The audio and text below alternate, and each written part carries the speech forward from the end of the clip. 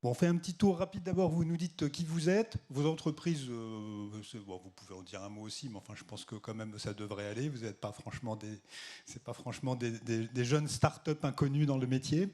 Mais peut-être en une minute nous dire qui vous êtes, votre vie, votre œuvre, ce que vous faites aujourd'hui. T'as pas de. Oui, tu as pris ton Je micro. commence. Vas-y, Bonjour, Olivier. moi je m'appelle Olivier Mercadal, donc je dirige DSC, qui est une des enseignes de Saint-Gobain Distribution France depuis maintenant 7 ans. Avant, j'avais dirigé Dispano, qui vend du bois aux menuisiers et aux agenceurs, et avant, j'avais dirigé une région Point P en Occitanie, on appelle ça comme ça. Voilà, alors DSC, ça travaille sous l'enseigne CDO, qui est dans le sanitaire chauffage. Il y a aussi Climpus, pour ceux qui le connaissent. Voilà. C'est rapide, ça correspond Et donc quelques grands projets de transformation dont tu t'occupes en ce moment en particulier. En ce moment, survivre déjà dans l'environnement actuel, puisqu'on a quand même subi des chocs violents en On va en 2021. parler. On va en parler, mais je ne vais pas le faire maintenant. Les projets, je pense que, enfin en tout cas, le sanitaire chauffage et en particulier le génie climatique fait partie de la solution de la transformation de l'habitat pour faire face aux défis du climat. Donc c'est le sujet, je pense, sur lequel nous travaillons. De quoi s'occuper. Fabio? Donc Fabio Rinaldi, voilà, après un long parcours dans un grand groupe industriel français, Legrand, j'ai rejoint en 2016 Big Mat comme président du directoire. Big Mat, juste un rappel, c'est une coopérative, donc c'est un groupement de près de 100 adhérents qui sont présents partout en France, 300 points de vente, un peu plus d'1 milliard, 1,2 milliard cette année, je pense, de chiffres. Nous sommes aussi présents en Europe, donc en Espagne, Portugal, Italie, Belgique, République tchèque, Slovaquie. Voilà, et alors nous, nos enjeux, c'est dans la continuité de ce que tu disais, c'est également, et on va y venir par rapport à la situation, au contexte actuel, c'est notamment les enjeux de rénovation énergétique. Ça, c'est côté marché, et puis c'est au niveau de l'enseigne, c'est de numériser, digitaliser et tout notre réseau, puisqu'aujourd'hui, le système coopératif, ce sont des indépendants, donc ils ont tous un peu des façons de travailler, des outils différents. Et si on veut réussir, en tout cas, cette mutation digitale, il va falloir tous les mettre dans le même tuyau. Ça va prendre quelques années, simplement pour des raisons matérielles. Voilà, donc ça va un défi interne et un défi côté marché. Et ça sera ce que tu vas nous raconter en particulier, puisque le monde du négoce se prêtait bien au groupement d'indépendants, avec le côté très local, très ancré, et avec un rapport à la modernité qui c'était bien d'être moderne, mais c'était pas forcément un secteur d'adoptants précoces, on va dire ça comme ça. Et donc on va voir maintenant que les défis, notamment technologiques, deviennent un peu plus prégnants, comment les groupements peuvent se situer là-dedans. Ça sera intéressant. Julien? Bonjour à tous. Julien Lechvander, Excel France. Moi j'ai un parcours assez un peu différent. Je viens du conseil à la base, puis je suis passé par Saint-Gobain. Personne n'est parfait. Et puis Les consultants sont des gens très bien. Oui, exactement. Et puis un passage par les services, et ça fait 4 ans que je suis chez Excel, où je me suis occupé d'abord d'innovation, puis on a ajouté les services, et maintenant le digital, avec un gros défi d'aller proposer une offre de service qui vient compléter notre offre de produits, et de proposer une expérience fluide à nos clients pour que ce soit qu'on puisse acheter des services comme on achète des produits finalement, que ça vienne ajouter de la valeur, que ça permette à nos clients de nous voir un peu plus que comme un simple distributeur. Et donc voilà, c'est une belle aventure. C'est ce que tu m'as dit quand on a préparé la table ronde. Moi, je trouve que c'est une belle façon de résumer le rôle du digital en fait dans la transformation de ce métier. C'est dire c'est de la fluidité, de la praticité. Et c'est ce qui va peut-être aider le négoce qui depuis, moi j'avais 30 ans, 25 ans, que je fais des missions de conseil dans le négoce, ça fait 25 ans que j'entends les négociants dire qu'il faut passer du produit à la solution. Ça allait lentement quand même sur les 25 dernières années. Et on voit bien que le digital et la techno permettent effectivement d'accélérer cette mutation-là. C'est un peu de ça que tu vas nous parler aujourd'hui. Alors, on va commencer par les mauvaises nouvelles, en tout cas par parler de ce qui n'est pas forcément la partie la plus joyeuse de l'actualité. Là, on est tous évidemment confrontés à un choc d'inflation comme on n'en a pas connu depuis je sais pas, très longtemps, avec des risques sur la demande et sur le marché. Finalement, votre secteur, parce qu'on sort tous de 3 années complètement chaotiques et incroyables. On est habitué au chaos permanent, maintenant ça c'est la vie normale. Ça. Finalement, votre secteur, même s'il a été très inconfortable sur le plan de l'exercice du métier, s'en est bien sorti. Vous avez, sur le plan économique, vous avez dans la salle, il y a un certain nombre de gens qui ils sont comme Picsou sur leur Sontador. On compte les sous qu'on a accumulés depuis 2-3 ans.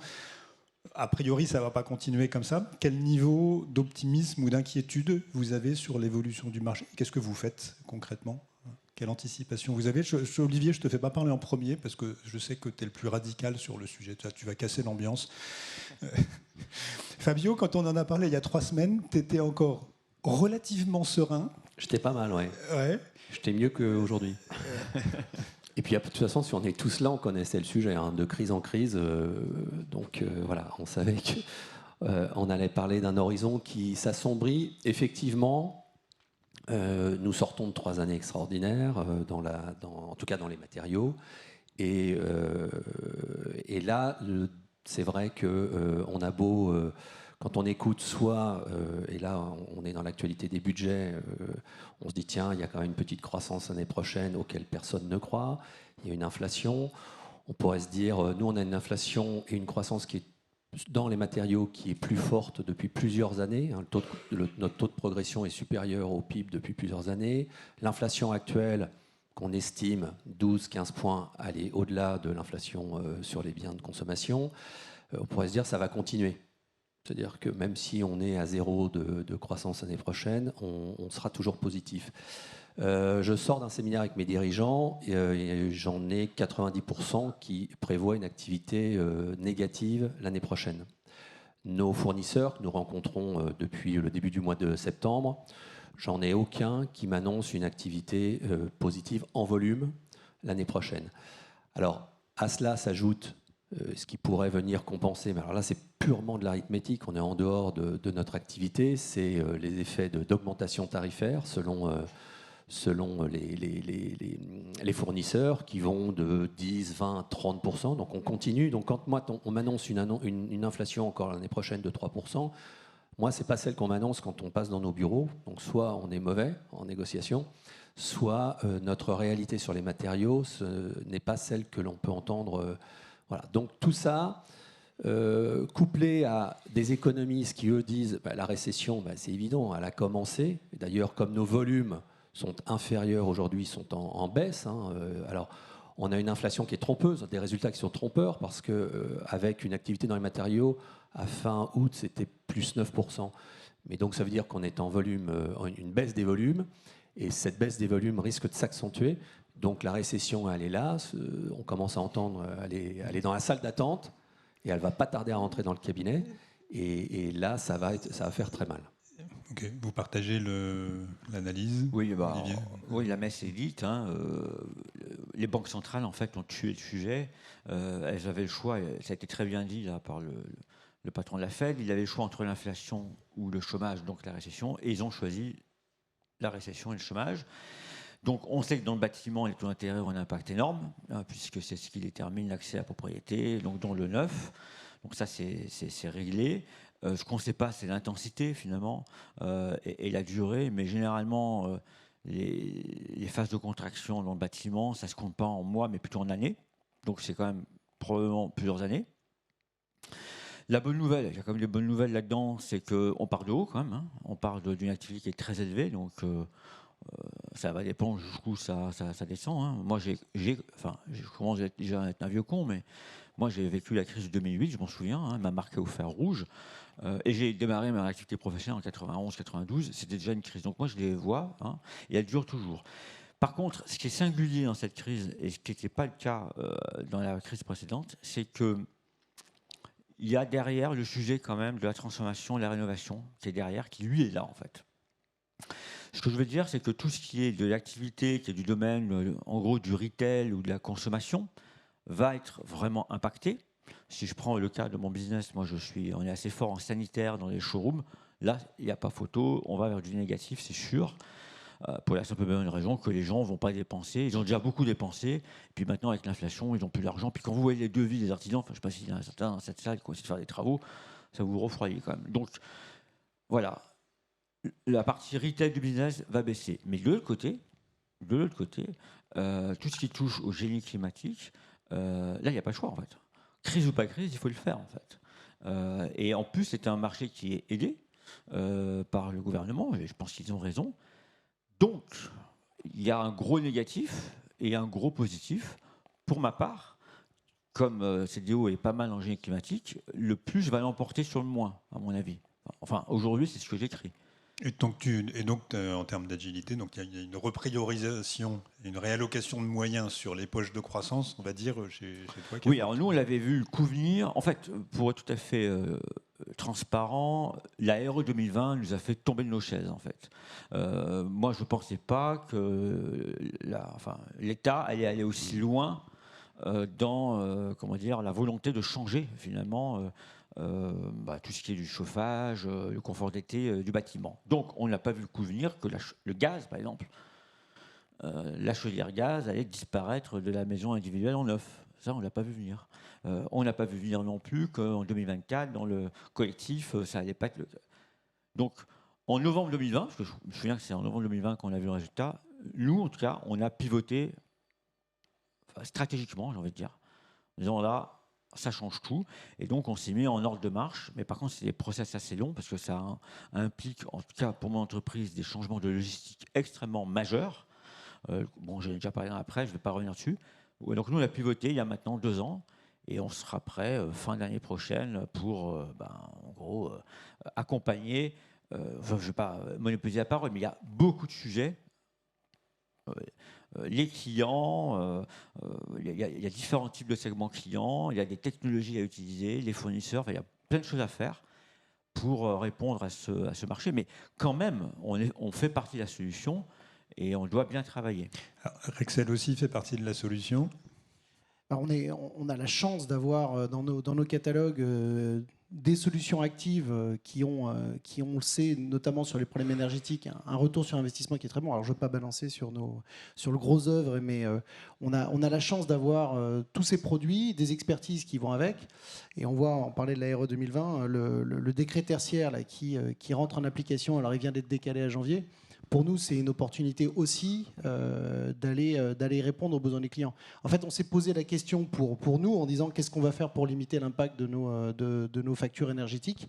Et on en est venu à proposer une offre à nos clients qui leur permet d'aller se mettre en conformité, prévoir un plan d'action et derrière, on leur propose des solutions actives. Donc, en effet, on a toutes ces solutions dans nos marques et qu'on distribue et c'est un très bon. Maintenant, voir ce que va donner l'année prochaine. Et tu me disais quelque chose qui était intéressant. Tu disais pour vous approprier, pour valider, pour démontrer toutes ces solutions, vous avez commencé à vous les appliquer à vous-même. Oui, tout à fait. Donc, c'est des solutions qu'on met au point. Alors, le meilleur client, c'est le client interne. Hein, donc, on l'a appliqué à nos agences pour voir comment ça allait se mettre en place. Et ça nous donne un feedback très intéressant parce que finalement, la personne qui gère les bâtiments chez nous, c'est le même que celui qui va gérer les bâtiments pour nos clients ou les clients de nos clients. Donc, c'est là où on vient à récolter du feedback, à améliorer notre proposition de valeur et derrière pouvoir la déployer. Pour le coup, on fait la même chose puisqu'on équipe nos agences de panneaux solaires, de choses comme ça. Voilà. Et on commence chez nous avant d'en parler aux clients. Après, il y a solution et solution, en fait. Il ne faut pas faire non plus de la mauvaise solution. Si je prends l'exemple de la pompe à chaleur, en fait, aujourd'hui, tout le monde sait que ça se développe, mais il y a certains acteurs du marché qui font du mauvais travail, en fait, qui posent des outils surdimensionnés. On sait très bien qu'une pompe à chaleur marche très bien si le logement est déjà isolé. En fait, la solution, c'est la réno globale, en fait. Mais la rénovation globale coûte très cher. Elle est très risquée. Hein. Enfin, moi, je ne sais pas si vous avez déjà essayé de faire une rénovation globale, mais c'est quand même un chemin loin d'être une problématique de santé. Mais il faut qu'on arrive... Enfin, moi, je pense que l'enjeu, on parle de solution en entrée. Aujourd'hui, on a des entités, enfin, on a des sociétés qui sont finalement silotées par corps de métier, avec le chauffagiste, le climaticien, le maçon.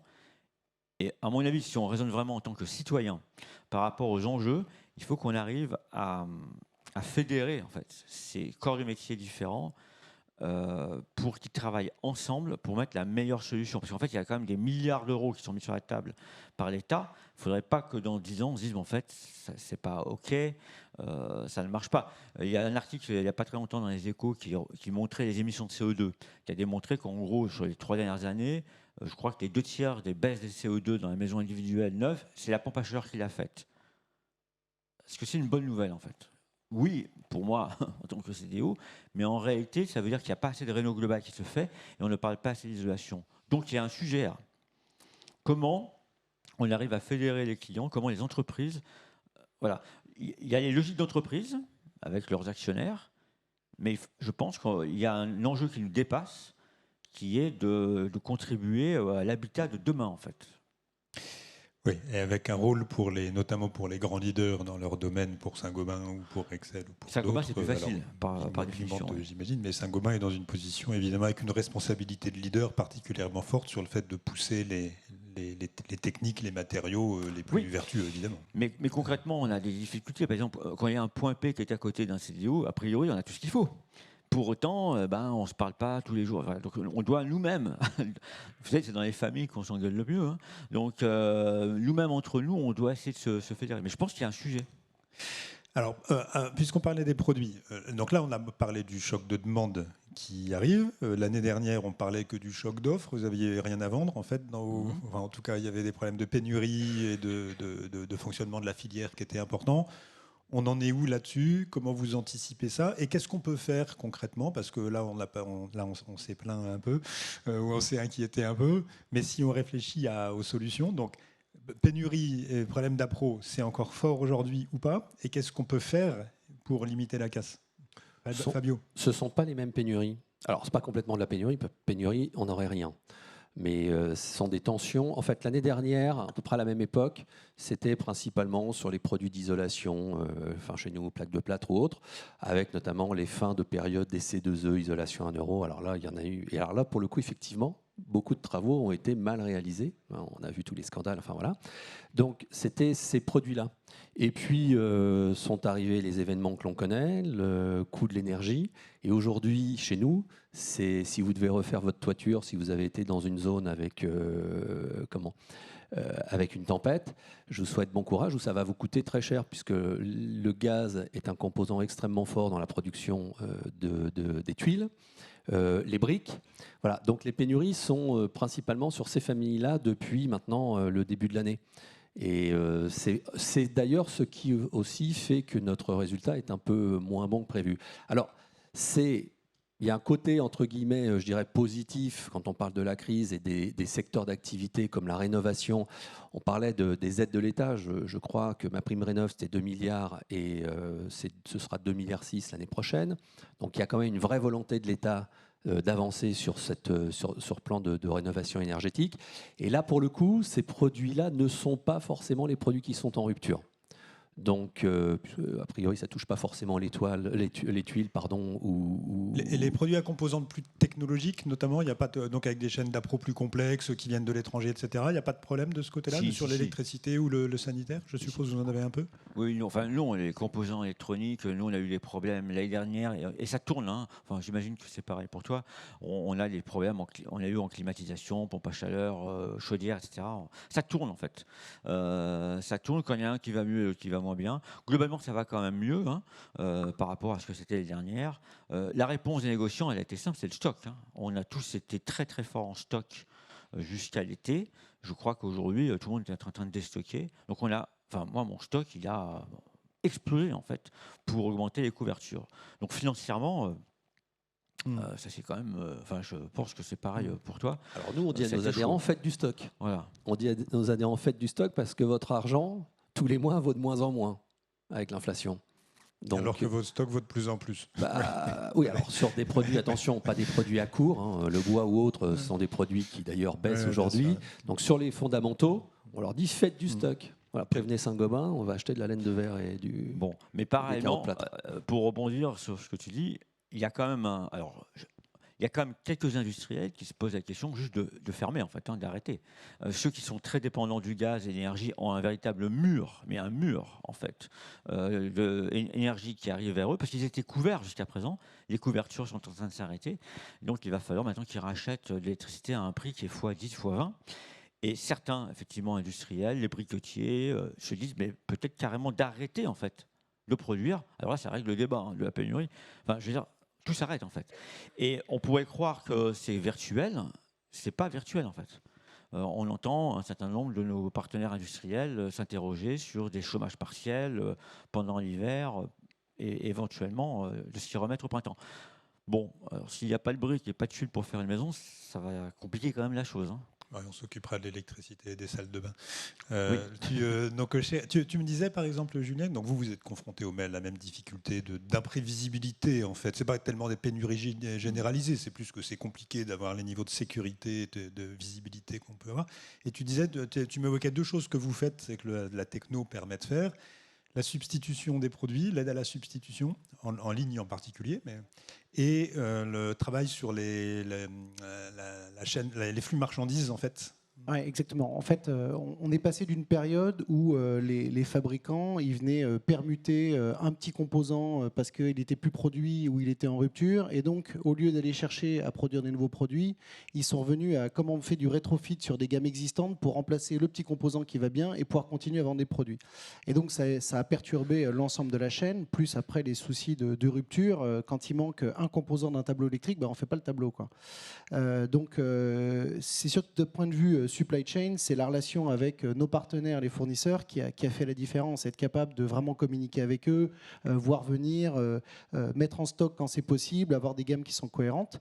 Et puis, sur les outils digitaux, on a proposé à nos clients des solutions qui permettent de soit identifier un produit équivalent, parfois dans une autre marque. Malheureusement, on a des fans de certaines marques chez les électriciens, par exemple, mais quand les produits sont plus disponibles, l'outil lui permet d'aller identifier un équivalent dans une autre marque ou un produit de la marque qu'il voulait, avec peut-être une option en plus qui permet d'être plus vertueux, plus vert ou d'avoir une fonctionnalité. Donc ça, c'est des choses sur lesquelles on a... Donc ça, c'est un énorme boulot sur la data produit. C'est que de la data produit. La fonctionnalité digitale, c'est la fin de l'histoire. L'essentiel à la base, c'est les équivalences, les notions de composants, composés, etc.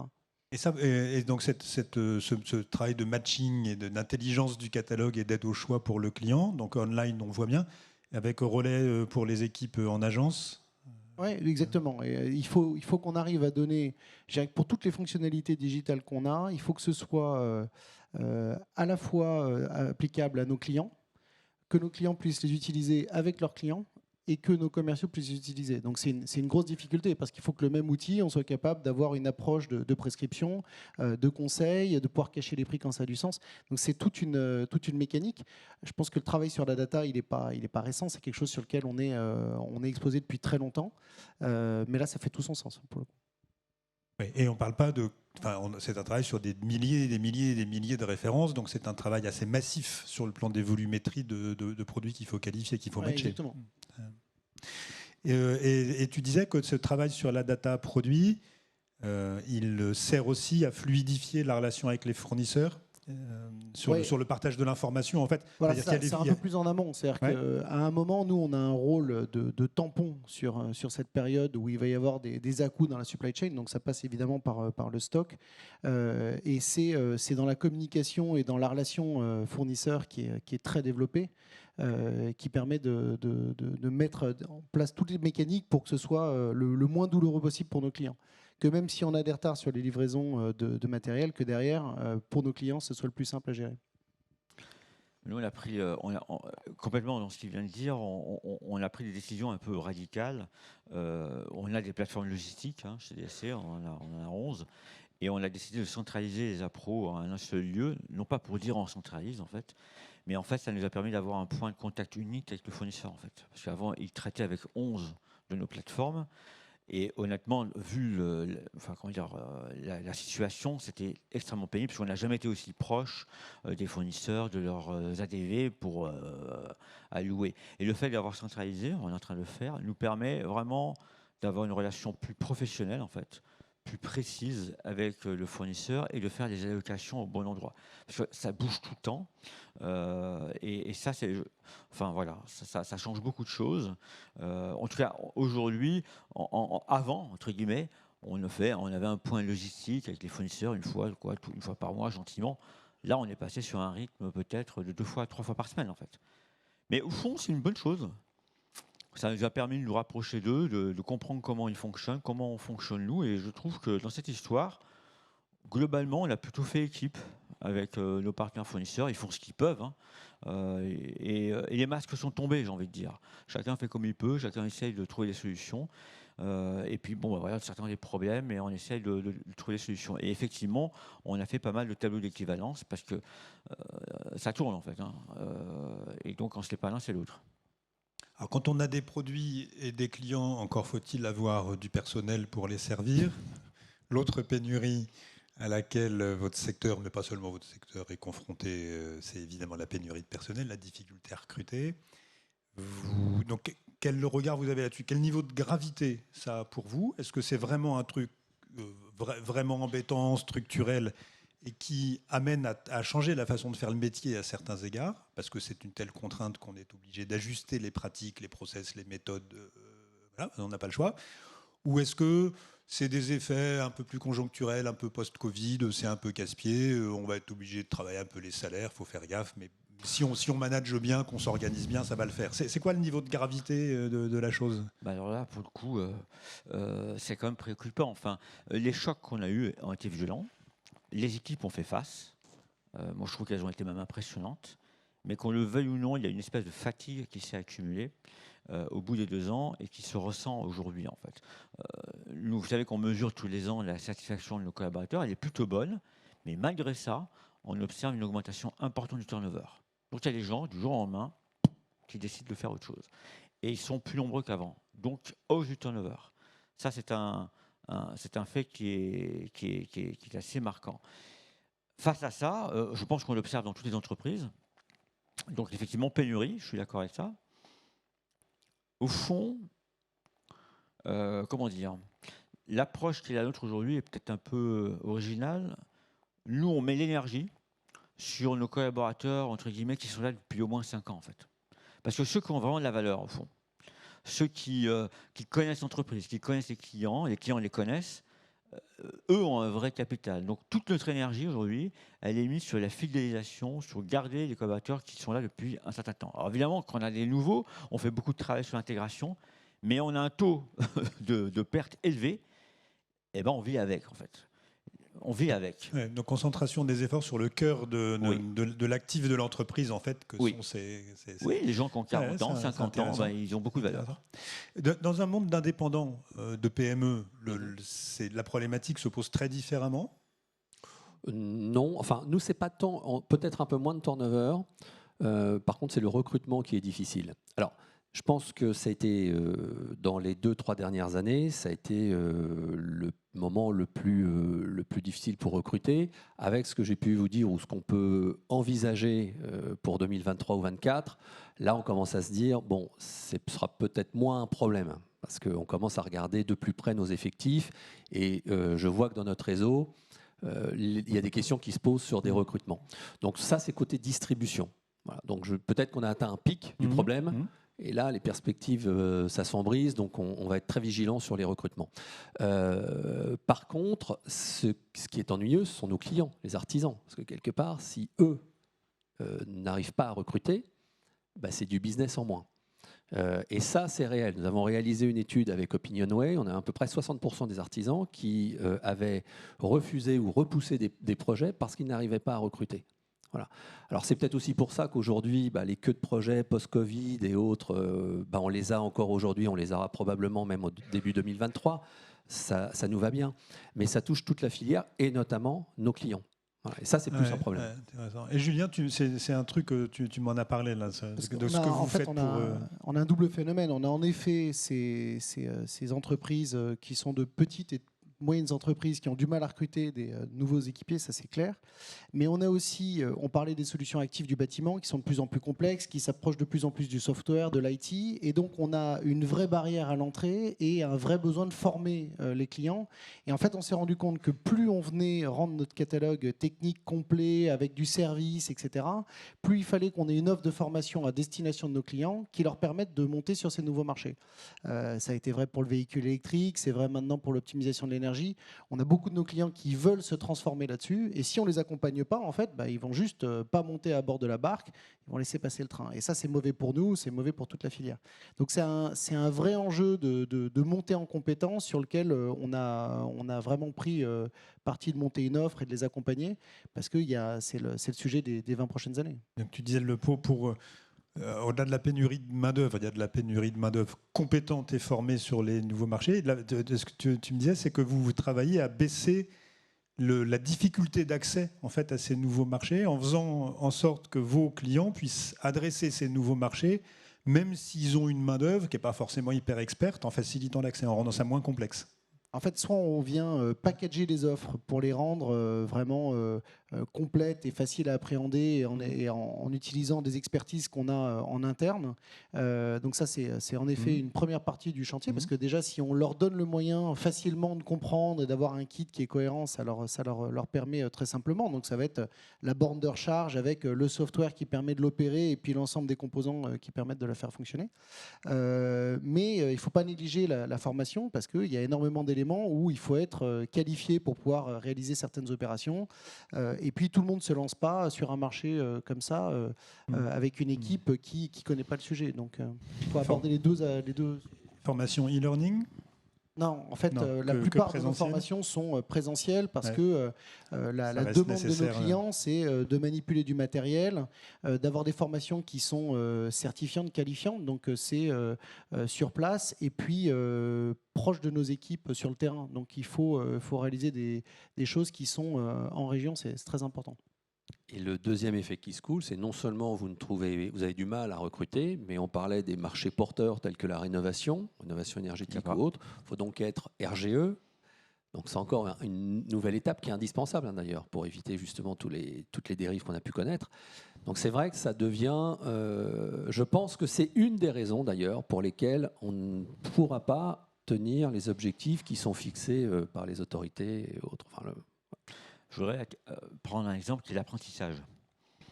On voit bien que nos clients ont du mal à recruter des nouvelles recrues, des apprentis. Et donc on s'est un peu penché sur la question. Et en fait, on s'est rendu compte que dans les CFA de notre pays, par exemple, il n'y avait quasiment pas de formation sur la pompe à chaleur. C'est incroyable. Donc du coup, nous, on a pris l'initiative, on crée une propre école de CDO qui va s'appeler 19 degrés. On ne savait pas à l'époque qu'on était aussi visionnaire. Il va falloir rebaptiser à 17, non alors ça va dépendre des saisons. On l'appelle 19 degrés, l'école génie climatique. Et en fait, qu'est-ce qu'on fait ? Alors, accrochez-vous, on recrute les apprentis pour les CFA, on travaille au support pédagogique des CFA, et on va trouver les clients pros qui en veulent bien. Enfin, on fait tout quoi, sauf le lieu. Donc c'est quand même assez incroyable dans un pays où il y a quand même des moyens importants d'évoluer la formation, de faire ce constat-là en fait. C'est pour ça qu'on a fait cette initiative. Il y a un décalage au fond, c'est exactement ce que tu disais, un décalage entre les besoins finalement du marché et l'offre de main-d'œuvre proposée par nos écoles ou nos CFA. Donc il faut qu'on s'y mette tous. Alors, donc là, on a beaucoup parlé des crises ou des difficultés conjoncturelles, on va dire, enfin, que c'est de la conjoncture qui peut durer un moment, mais enfin, quand même plutôt conjoncturelle, et de la façon dont vous essayez d'y répondre. Ça vient s'ajouter à deux transformations structurelles beaucoup plus longues, mais aussi beaucoup plus profondes, qui sont donc le digital, évidemment, et la RSE, évidemment. Donc peut-être, il ne nous reste pas énormément de temps, mais juste quelques mots sur ces deux transformations-là. Et à chaque fois, la question que j'ai envie de vous poser, c'est les mêmes, en fait. C'est est-ce que vous considérez qu'on en est où de cette transformation-là, et quelle est son ampleur, quelle est sa profondeur ? C'est une vague, c'est une marée, c'est un tsunami ? Enfin, est-ce que c'est un game changer complètement ? Est-ce que ça va changer complètement le métier, ou est-ce que c'est un sujet parmi de nombreux autres ? Où vous en êtes ? Est-ce que vous estimez que vous avez fait 5, 20, 50% du chemin? Et est-ce que vos clients sont intéressés? Parce que, après tout, c'est pas entre la conscience que peut avoir une très grande entreprise côté, etc., et l'artisan ou le particulier qui fait son projet, donc quelle est l'appétence du marché pour ça? Et puis, est-ce que ça peut être rentable? Que ce soit la RSE ou que ce soit la digitale, est-ce qu'on arrive à en faire quelque chose qui devient vertueux, ou est-ce que c'est juste un coût qu'on subit parce qu'on n'a pas le choix? Voilà. Donc, si on les reprend dans l'ordre, important, appétence client et rentabilité. On commence par le digital, puis on fait la RSE après. Tu commences ? Bon, clairement, c'est un vrai sujet pour nos clients, surtout les gros, tous ceux qui arrivent sur des marchés publics, les JO, etc., qui nous demandent de leur fournir un moyen de mesurer l'impact qu'auront leur activité avec Rexel. Et donc, on a proposé à ces gros clients un moyen de venir estimer sur une période pour un projet donné quel était l'impact de l'ensemble des produits qu'ils consommaient et de la façon dont ils les consommaient. Donc ça, c'était une première étape pour mettre le pied à l'étrier. Là, tu es sur la RSE, là. Tout à fait, oui. D'accord. Et sur ce sujet-là, on a avec eux monté des choses, et on se rend compte que ça a beaucoup d'intérêt pour ces gros clients, que c'est pas encore suivi par les plus petits. Oui, parce que là, tu parles des marchés publics, de la partie institutionnelle, entre guillemets, si je puis dire, du marché. Et sur le diffus, c'est moins. C'est pas encore le cas. En fait, c'est toujours pareil. Ce qui va emmener sur le diffus une façon différente de consommer, ça va être la valeur finale, ça va être l'appétence du consommateur si son client lui demande, ou ça va être de la praticité. Mine de rien, on arrive à faire, par exemple, de la livraison verte ou des choses comme ça, non pas parce que ça a un impact carbone limité, mais parce que ça fait gagner du temps au quotidien. Donc, ça fait un peu plus d'1 an qu'on fait de la livraison vélo sur Paris. On se rend compte que les clients qui nous achètent ça, c'est pas parce qu'ils veulent d'un seul coup devenir verts, mais parce que ça leur évite de passer dans des bouchons et de perdre 1 heure pour passer par un point de collecte. Donc, et sur le digital, c'est la même chose. C'est-à-dire que de plus en plus, nos outils doivent intégrer des moyens d'identifier le produit le plus vertueux, de le comparer, d'en choisir un autre. Et ça devient un moyen d'identifier un produit comme sa couleur ou sa fonctionnalité. Mais qu'on livre en camionnette ou en vélo, c'est pas un game changer du marché. C'est très bien, c'est des modalités, c'est très très bien. Mais donc, finalement, c'est quelque chose qui pour toi va être transformationnel à certains égards du métier ou de l'entreprise, ou c'est juste qu'il y a certaines modalités, notamment de supply, où on va faire un peu plus attention, on va pousser certains produits plus que d'autres. Enfin, c'est quoi l'ampleur que tu attribues? En fait, il y a un côté... quand tu dis que ce n'est pas un game changer, je pense qu'on s'est mis un certain nombre de réflexes venant du B2C, consommant tous les jours dans le B2C, en se disant finalement, ça n'a rien changé. Quand on passe du côté du B2B, c'est pas exactement la même chose. Et donc, nos clients, ils viennent chercher des réflexes du B2C, ils veulent les retrouver dans le B2B. Et donc, c'était pas un game changer, mais c'était un gros manque. En tout cas, il y avait un gros trou. Et ce qu'on voit, c'est que les clients, une fois qu'ils y ont goûté, ils y prennent goût, ils veulent continuer à l'utiliser. Et je pense que ça va changer durablement leur façon de faire. Enfin, si on peut plus rentrer dans Paris avec une camionnette dans pas si longtemps que ça, il va falloir trouver d'autres solutions. Et il va falloir... Pour autant, il faudra continuer à faire des chantiers et il faudra continuer à avoir des solutions simples. Fabio? Nous sommes moins sur les grandes entreprises. Alors, nous ne sommes pas à Paris et nous sommes plutôt sur les artisans 1 à 5. Donc, on est complémentaires, mais sur d'autres... Tu n'as pas beaucoup de points de vente en ZFE et tu as plutôt du diffus. Oui, voilà, c'est ça. Donc, vraiment de l'artisan qui vient. Et bon, on a beau, lorsqu'on interroge nos clients sur les produits verts, tout le monde veut des produits verts, tout le monde est très vertueux. Enfin, vraiment, on a tous de très bonnes intentions. Sauf que dans la réalité, alors l'offre... On le voit tous les jours, on reçoit sur nos écrans la presse professionnelle qui nous annonce que tel fournisseur sort un produit biosourcé, bas carbone. Enfin, bon, ça reste quand même très marginal dans nos ventes. Mais il y a quand même une tendance. Il y a une tendance notamment au niveau des appels d'offres. Où lorsqu'on veut travailler avec des organismes publics, eh bien, il faut commencer à fournir vraiment du béton bas carbone. Donc c'était jusqu'à présent à la limite une plus-value. Donc on pouvait avoir l'appel d'offres avec un béton bas carbone. Demain, quand je dis demain, c'est vraiment demain, on n'aura pas le choix. C'est-à-dire que ce sera ça ou rien. Donc on le voit, il y a un côté de l'offre, ça va s'accélérer sur certains secteurs d'activité. Puis il y a un autre aspect, lorsque chez nous, en tout cas lorsqu'un adhérent veut investir, les banques commencent à regarder et à interroger sur la politique RSE de l'entreprise. Alors c'est marginal, c'est le début, mais j'ai des cas chez nous où dans l'investissement, la banque a amélioré son taux parce que l'adhérent a pu montrer qu'il avait pris, qu'il réduisait les émissions de CO2 en ayant travaillé sa logistique. Voilà. Donc il y a quand même. Et tes adhérents, ils vivent ça, c'est un truc, c'est casse-couille, il faut s'occuper de la réglementation, allez, on est obligé, on le fait. Où tu as des patrons de PME qui sont un peu prosélytes ou qui pensent que c'est vraiment quelque chose sur lequel il faut aller de manière proactive. Bah pour certains, quand c'est nous qui leur disons, ils nous disent ça c'est un truc de bobo parisien.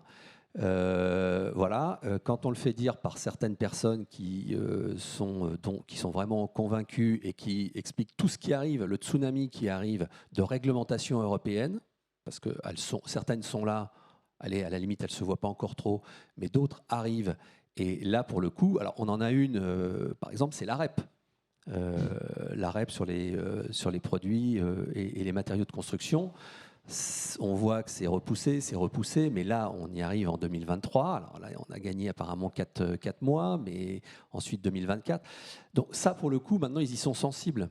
Et puis, quelque part, on n'a pas le choix. On ne peut pas continuer à vivre et à voir sur le bord des chemins des gars déverser des déchets de notre travail, le fruit de notre travail. Donc non, ça, ils commencent, mais c'est lent. C'est très, très lent. Donc nous, on a fait un séminaire l'année dernière sur ce sujet. On vient de refaire un séminaire la semaine dernière en leur faisant faire la fresque du climat. Enfin, c'est des petites doses, plus la réglementation, plus ce qu'ils vivent lorsqu'ils arrivent dans un organisme bancaire. Donc ça commence à rentrer. Alors, chez vous, c'est rentré bien? Oui. Donc je réponds à la RSE, pas au digital. Hein. Je concentre sur la RSE. Donc la RSE, c'est très vaste comme sujet en fait. Donc on va le faire dans l'ordre. D'abord, si je parle de CO2, parce que c'est quand même le sujet majeur, il y a donc le scope 1, scope 2, scope 3. Donc nous, en gros, on essaie d'agir là où ça produit du résultat. En fait, par exemple, dans les agences, on peut évidemment mieux isoler les agences, mettre du photovoltaïque, donc c'est très bien, mais c'est de l'ordre du symbole en réalité. En fait, l'impact en termes de CO2 est extrêmement faible en réalité. Donc nous, on va le faire s'il faut le faire, mais c'est marginal. En revanche, quand on commence à réfléchir à la décarbonation de la flotte logistique, là, ça devient un peu plus sérieux. Donc, quel carburant on utilise? Le biosan électrique, on vient d'avoir nos premiers camions électriques, nous, ça y est. Donc on va vers l'électrification des flottes de livraison. Et y compris des véhicules de nos commerciaux, il y en a quand même beaucoup. Mais ça reste encore marginal.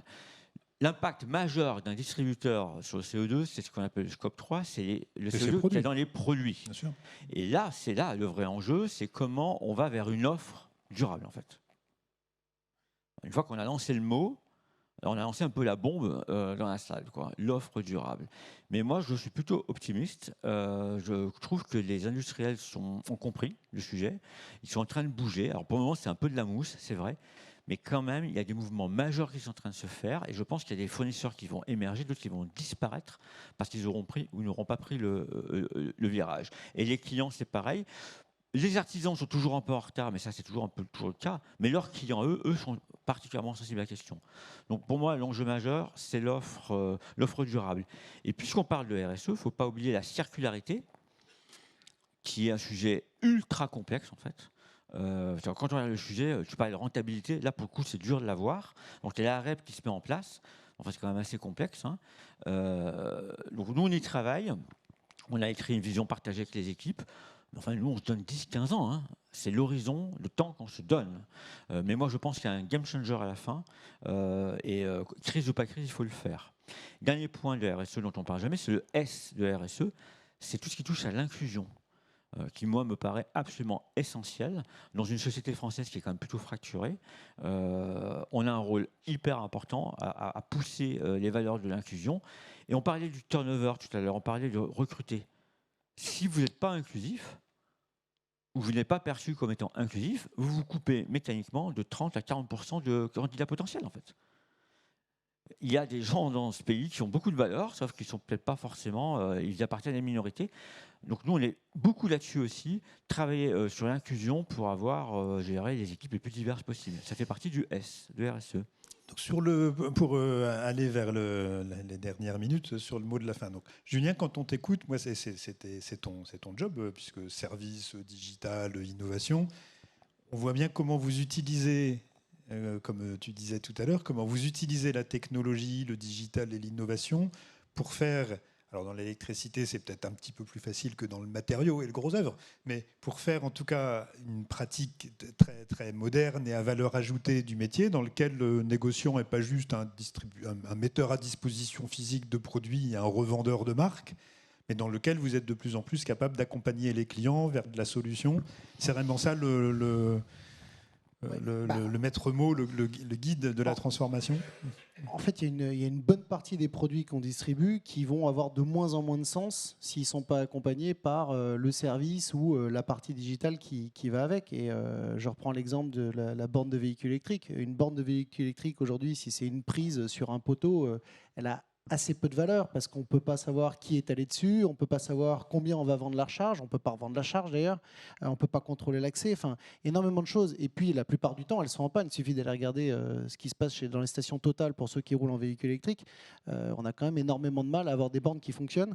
Donc il y a un vrai enjeu autour de ça. Et donc on est persuadé que si nous, on veut continuer à vendre des produits à valeur ajoutée, des produits actifs, il va falloir qu'on ait avec la gamme de services qui permet de les différencier et qui permet de les rendre encore plus efficaces. Et avec de la techno faite pour les humains et qui marche. Fabio, on a bien vu au fil des sujets, il y a un certain nombre de sujets dans lesquels le fonctionnement du groupement de la coopérative d'indépendants, qui est un système formidable, avec des gens qui sont... c'est un peu le meilleur des deux mondes quand ça marche, dans lequel on a la puissance du groupe et de l'action collective et l'ancrage local du guerrier dans sa zone de chalandise. Mais on voit bien qu'en même temps, il y a un certain nombre de défis là, auxquels vous êtes confrontés, sur lesquels l'organisation et la culture n'est pas forcément un atout. Sur le digital, sur la RSE, etc. C'est quoi ton niveau? Donc c'est un peu plus long au démarrage.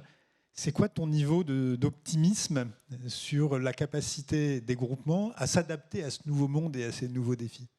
Alors, pas me dire que tu es pessimiste, évidemment. Mais... Non, je ne suis pas pessimiste, au contraire. Mais contrairement à Julien et Rexel, qui, effectivement, par rapport à notre secteur d'activité, ou en tout cas notre groupement d'indépendants est en avance sur le digital, parce que vous avez toutes vos agences sont intégrées. Nous, en fait, nos clients sur ce sujet-là, ils sont d'abord au sein du réseau. Et ça, c'est bon. C'est voté, payé, c'est fait. Maintenant, ça a été de l'huile de coude depuis 2019 pour travailler sur ce projet de système d'information unique, de RP. Et on y arrive puisque notre premier déploiement sera au premier trimestre 2023. Et ensuite, on a un plan sur 5 ans. C'est là où, effectivement, on pourrait parler de retard. Mais c'est un retard qui est entre guillemets maîtrisé. Encore une fois, on a quand même des outils à côté des extranets pour nos clients artisans. Mais très honnêtement, il ne se jette pas dessus. Le petit artisan, pour autant, il est numérique. Il a son iPhone ou sa tablette, mais on n'est pas forcément le secteur le plus avancé, et quelque part, ça nous arrange. Mais donc, c'est pour ça que je suis optimiste. C'est que, j'ai tout le réseau derrière ce projet d'unification du système d'information, parce qu'ils ont compris que sans la donnée, et la donnée, c'est si elle est chez chacun d'entre eux, nous, on ne peut rien en faire. Non seulement on ne peut rien en faire, mais en plus, on ne l'a pas.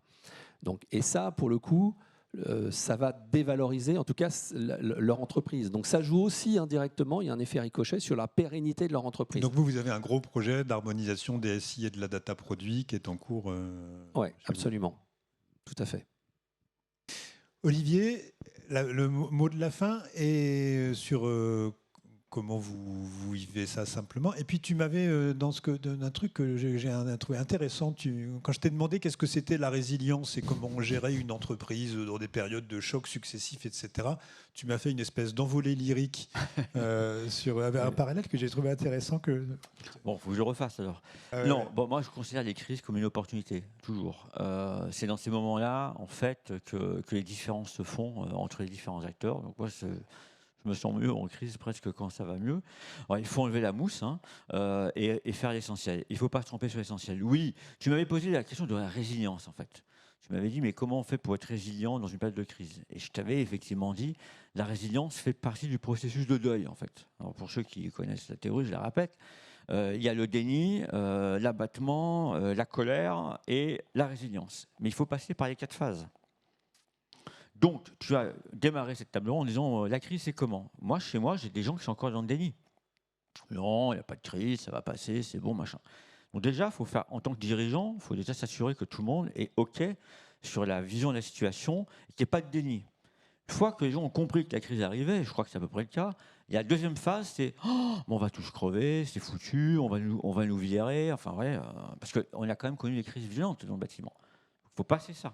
Donc, il faut gérer en tant que dirigeant des gens qui sont résignés, il faut que je parte, etc. La colère, il y en a marre, c'est toujours l'actionnaire qui dirige, etc., etc. Et après, on peut parler de résilience, en fait. Mais ce que je voulais te dire, en fait, quand on a préparé ça, c'est qu'il faut bien penser à toutes les phases. Et dans une entreprise, tu n'as jamais tout le monde au même moment, en fait. Donc, si je devais faire une radioscopie aujourd'hui de DSC, dans le déni, je pense que je n'ai pas trop de monde. Je sens un peu de résignation ici ou là, c'est normal. Hein. La colère aussi, la colère des collaborateurs. On n'a pas parlé d'inflation, mais quand même un peu. Mon job, c'est de générer la résilience. Moi, je suis résilient, puisque je suis passé par toutes les phases. Mais les crises, c'est une opportunité. Et faire les bons choix stratégiques, et dans 5 ans, on se retrouve. Et continuer d'investir sans ralentir. Ah, carrément non. Sur les sujets importants, une boîte, c'est comme un organisme vivant. Quand il fait chaud, quand il fait beau, ça grossit, ça prospère, on fait des trucs, on fait des initiatives, on fait du nice to have, comme on dit. Puis quand ça devient un peu plus compliqué, on replie un peu l'accordéon, là, pour reprendre l'expression, et on garde l'essentiel. C'est pas mal. Moi, je trouve ça plutôt bien. Donc tu seras fit. Voilà, donc moi j'avais trouvé que c'était intéressant. Alors c'est pas super joyeux comme contexte de se dire que pour être résilient, c'est le parallèle avec le processus de deuil. Bon, je sais pas, c'est pas d'habitude dans nos conférences, c'est pas le genre de discussion qu'on a. Mais j'ai trouvé que le parallèle était très intéressant en fait sur le déni, l'abattement, la colère et la résilience. Je trouve que ça aide à réfléchir sur le plan managérial. C'est pas celui que nous avons non plus. Hein. Non, enfin, je sais pas si c'est le fait d'être groupement indépendant, c'est ma boîte. En tout cas, moi, les adhérents, on l'a vu, hein, les indépendants, en fait, que ce soit en 2008, ta deuxième crise, ouais. En 2008, ou dernièrement Covid, les indépendants, à chaque fois... Ouais, il est plus naturellement résilient, de toute façon, il n'y a pas le choix. Ils n'ont pas le choix. Voilà, donc autant quand tout va bien, on n'a pas les mêmes critères de résultats, de rentabilité ou autre, autant quand ça va mal, ils réagissent aussi différemment. Ouais, donc, il ne faut pas mélanger les dirigeants et les collaborateurs. C'était mon point, en fait. Oui, mais moi je parle par rapport à la situation qu'on va vivre. Nous, en tout cas, on considère qu'on a été suffisamment agile et qu'à chaque fois, le patron il est capable de parler à ses collaborateurs directement. Vous, c'est plus difficile dans les grands groupes. Mais on a vu à chaque fois, même des situations où c'était les employés qui venaient dire non, on va tenir, on va y arriver, on va faire ça, et voilà. Donc on a une capacité, je pense, à vivre ces situations. C'est pour ça que je reste optimiste, à plutôt bien les passer. C'est là où on sera résilient. C'est l'herbe qui. En fait, nous, ils se définissent. Tu as dit des Vikings. On a fait une étude interne. Ils disent, nous, on est des. Pardon, tu as dit des guerriers. Nous, ils nous ont dit, on est des Vikings. On les a passés toutes les crises. On est toujours là. Allez, sur ces mots de la fin, merci beaucoup. C'était passionnant. Alors,